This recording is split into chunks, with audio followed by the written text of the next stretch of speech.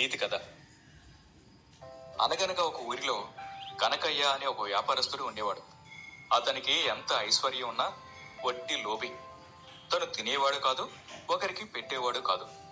అయినా ఊరిలేని వారు తమకు కష్టం వచ్చినప్పుడల్లా కొంచెమైనా సహాయం చేయకపోతాడా అని అతని వద్దకు వెళ్ళేవారు.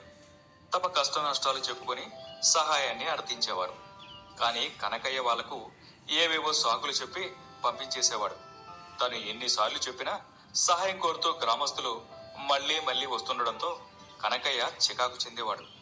దాని నుంచి తప్పించుకోవడానికి పొలాలన్నీ అమ్మేసి కూడబెట్టిన డబ్బుతో మొత్తం బంగారం కొన్నాడు.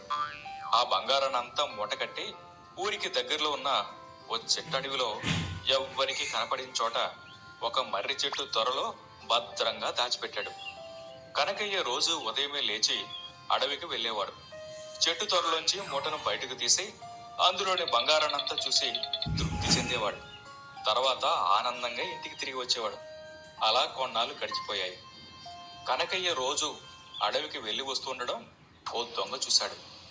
ఓనాడు అతడిని అనుసరించి దూరంగా చెట్టు చాటును నిలబడిన దొంగ కనకయ్య మూట వైపు చూసుకుని ఆనందపడడం గమనించాడు. ఎవ్వరూ లేని సమయం చూసుకుని మళ్లీ అడవికి వచ్చిన దొంగ అచ్చం అలాగే ఉండే తను తెచ్చిన మూటను అక్కడ పెట్టి ఆ బంగారం మూటను పట్టుకుని పారిపోయాడు. మరునాడు ఉదయం మామూలుగా కనకయ్య అక్కడికి వచ్చి మూట వైపు చూసుకుంటే అందులో బంగారానికి బదులు మసిబొగ్గులు కనిపించాయి.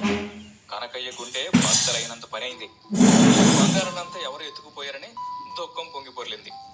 నెత్తి నోరు బాదుకుంటూ వచ్చి ఊరికి మధ్యలో ఉన్న రచ్చబండ మీద కూర్చుని ఏడుస్తూ ఉన్నాడు.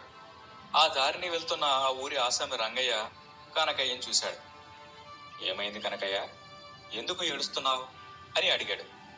కనకయ్య ఇక ఏదీ దాచుకో